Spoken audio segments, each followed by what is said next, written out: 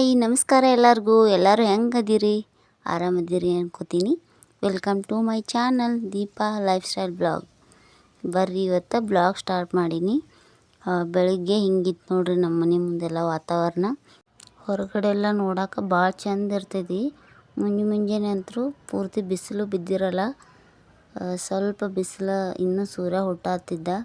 ಭಾಳ ಚಂದಿತ್ತು ನೋಡೋಕೆ. ಹೊರಗಡೆ ಒಂದು ಸ್ವಲ್ಪ ನಿಂತು ನೋಡಿ ಆಮೇಲೆ ಕೆಲಸ ಚಾಲು ಮಾಡ್ತೀನಿ ನಾನು. ಮೊದಲು ನೀರು ಇಟ್ಟಿದ್ರು ನಮ್ಮ ಮನೆಯವರೆಲ್ಲ.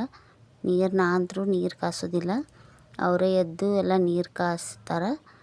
ಈಗ ನೀರನ್ನು ಕಾಯ್ದಿದ್ದು ನೋಡ್ರಿ. ಚಳಿ ಇತ್ತಂದ್ರೆ ಸ್ವಲ್ಪ ಉರಿಗೆ ಕಾಸ್ಕೊತೀನಿ, ಇಲ್ಲ. ಈಗ ಜಾಸ್ತಿ ಬಿಸಿಲು ಇರ್ತೈತಿ, ಅದಕ್ಕೆ ಸ್ವಲ್ಪ ನೀರು ಕಾಯ್ದು ಅಂದ್ರೆ ಸಾಕಾಗ್ತದೆ. ನೀರನ್ನು ಕಾಯ್ದಿದ್ದು ಅದಕ್ಕೆ ಒಳಗೆ ಬಂದು ಕಸನೆಲ್ಲನೂ ಹುಡುಗಬೇಕು. ಕಸ ಹುಡುಗಿ ಆಮೇಲೆ ಮುಂದೆ ಅಡುಗೆ ಎಲ್ಲನೂ ಮಾಡಬೇಕು. ಮುಂಜಾನೆ ಎದ್ದ ತಕ್ಷಣ ಸ್ಟಾರ್ಟ್ ಮಾಡ್ತಾಳೆ ನೋಡ್ರಿ ನನ್ನ ಮಗಳು ಮಾತು ಹೇಳೋಕೆ. ಬಟ್ ಎಲ್ಲನೂ ಏನರ ಒಂದು ಬಂದು ಹೇಳ್ತಿರ್ತಾಳೆ, ಕೆಲಸ ಮಾಡೋಕ್ಕೂ ಬಿಡಲ್ಲ.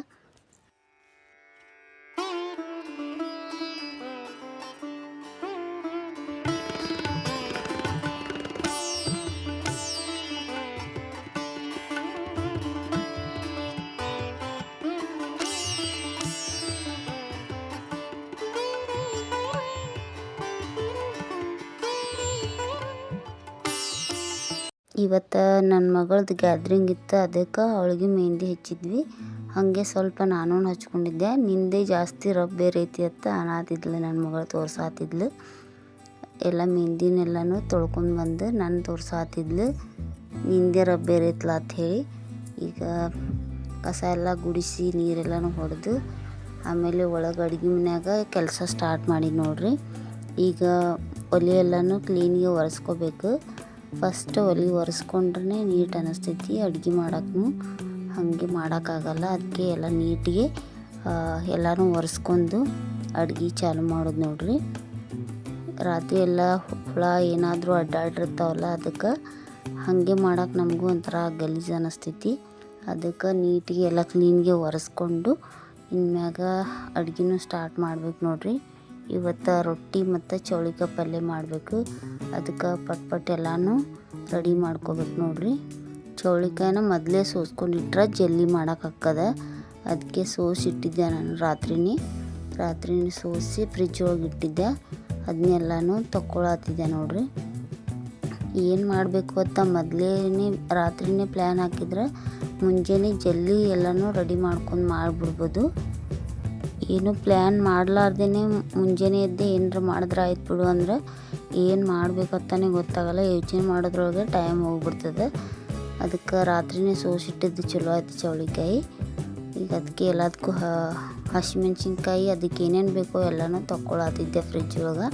ಹಸಿಮೆಣ್ಸಿನ್ಕಾಯಿ, ಕೊತ್ತಂಬರಿ ಮತ್ತು ಟಮಾಟಿ ಇವೆಲ್ಲನೂ ತೊಗೊಂಡು ಇನ್ನೆಲ್ಲ ಕ್ಲೀನ್ಗೆ ನೀಟಿಗೆ ಕಟ್ ಮಾಡ್ಕೋಬೇಕು. ಚೌಳಿಕಾಯಿ ಸಣ್ಣಗೆ ಹಿಂಗೆ ಸೋಸಿಡ್ಬೇಕು ನೋಡ್ರಿ. ಈ ಜವಾರಿ ಚೌಳಿಕಾಯಿನೇ ಇಷ್ಟ ಆಕ್ಕ ನಮಗಂತೂ. ದಪ್ಪ ಚೌಳಿಕಾಯಿ ಇರ್ತಾವಲ್ಲ ಅಷ್ಟೊಂದು ಟೇಸ್ಟೇ ಆಗೋದಿಲ್ಲ, ಅದಕ್ಕೆ ಅವು ಇಷ್ಟ ಆಗೋದಿಲ್ಲ. ಈಗ ಸಣ್ಣ ಚೌಳಿಕಾಯಿ ಎಲ್ಲನೂ ಕಟ್ ಮಾಡಿ ಇಟ್ಟಿದ್ದೆಲ್ಲ ಅದನ್ನ ತೊಗೊಂಡು ಅವನು ಹುರ್ಕೋಬೇಕು. ಫಸ್ಟಿಗೆ ಉಳ್ಳಾಗಡ್ಡಿ, ಟಮಾಟಿ ಎಲ್ಲನೂ ಕಟ್ ಮಾಡ್ಕೊಳತ್ತೀನಿ ನೋಡ್ರಿ. ಕಟ್ ಮಾಡ್ಕೊಂಡು ಆಮೇಲೆ ಸ್ವಲ್ಪ ಇದಕ್ಕೆ ಹಸಿಮೆಣ್ಸಿಕಾಯಿ ಪೇಸ್ಟ್ ಬೇಕು. ಅದಕ್ಕೆ ಹಸಿಮೆಣ್ಸಿಕಾಯಿ ಸ್ವಲ್ಪ ಜೀರಿಗೆ ಹಾಕ್ಕೊಂಡು ಅದನ್ನು ಮಿಕ್ಸಿ ಹಾಕ್ಕೊಂಡು ಈಗ ಚೌಳಿಕಾಯಿ ಎಲ್ಲನೂ ಹುರಿಬೇಕು ನೋಡ್ರಿ. ಚಲೋ ಹೊತ್ತಿಗೆ ಹುರಿಬೇಕು. ಚೌಳಿಕಾಯಿ ಎಲ್ಲನೂ ಕಲಿ ಬೀಳಬೇಕು, ಆ ಥರ ಚಲೋ ಹೊತ್ತಿಗೆ ಹುರಿಬೇಕು. ಹಸಿ ಬಿಸಿ ಇರಬಾರ್ದು ಚೌಳಿಕಾಯಿ. ಹಸಿ ಬಿಸಿ ಇದ್ರೆ ಚಲೋ ಆಗಲ್ಲ ಪಲ್ಯ. ಅದಕ್ಕೆ ಇದೆಲ್ಲನೂ ಚಲೋ ಹೊತ್ತಿಗೆ ಹುರಿದ್ಬಿಟ್ಟು ಈಗ ಒಗ್ಗರ್ಣೆನೂ ಹಾಕ್ಕೊಳತ್ತೀನಿ ನೋಡ್ರಿ.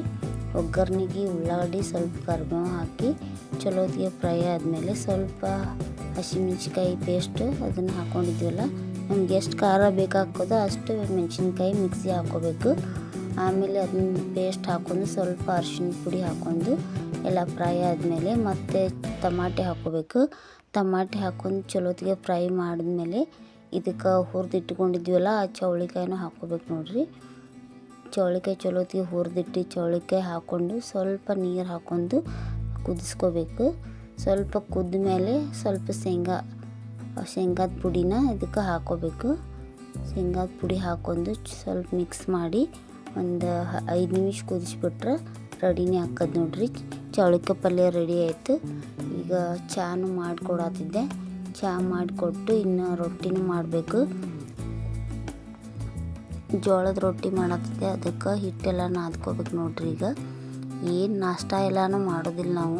ನಾಷ್ಟ ಮಾಡಿದ್ರೆ ಮತ್ತೆ ಡಬ್ಬಿಗೆ ರೊಟ್ಟಿ ಇಲ್ಲ ಚಪಾತಿ ಮಾಡಬೇಕಾಗ್ತದೆ. ಅದಕ್ಕೆ ಎರಡೆರಡು ಮಾಡ್ಕೊಂಡು ಕುಂದ್ರಾಕ ಟೈಮು ಇರೋದಿಲ್ಲ. ಅದಕ್ಕೆ ಡೈರೆಕ್ಟ್ ಊಟನೇ ಮಾಡಿಬಿಡ್ತೀವಿ. ಅಡುಗೆನೇ ರೊಟ್ಟಿ ಮತ್ತು ಪಲ್ಯ ಎರಡೂ, ಇಲ್ಲ ಚಪಾತಿ ಪಲ್ಯ ಮಾಡ್ತೀನಿ. ನಾಷ್ಟ ಸುಮ್ಮ ಅಪರೂಪಕ್ಕೆ ಮಾಡ್ತೀವಿ. ಇನ್ನೂ ಟೈಮ್ ಜಾಸ್ತಿ ಐತೆ ಅಂದಾಗ ಮಾತ್ರ ನಾಷ್ಟ ಮಾಡ್ತೀವಿ ನೋಡ್ರಿ. ಅದಕ್ಕೆ ಈಗ ಪಟ್ ಪಲ್ಯನೂ ಆಯಿತು ಮತ್ತು ರೊಟ್ಟಿನೂ ಮಾಡಿದೆ. ಸ್ವಲ್ಪ ಜಿಗಿ ಹಾಕೊಂಡ್ರೆ ರೊಟ್ಟಿ ಎಲ್ಲನೂ ಚೆಂದಗೆ ಬರ್ತಾವೆ ನೋಡ್ರಿ. ಅದಕ್ಕೆ ರೊಟ್ಟಿ ಎಲ್ಲನೂ ಮಾಡಿ ಈಗ ಆಮೇಲೆ ಸ್ನಾನ ಮಾಡ್ಬೇಕು. ನಾನು ಮೊದಲು ಅಡುಗೆ ಮಾಡಿ ಆಮೇಲೆ ಜಳಕ ಮಾಡ್ಬೇಕಂತೇಳಿ ಅಡುಗೆ ಮಾಡ್ಕೊಳತ್ತೀನಿ.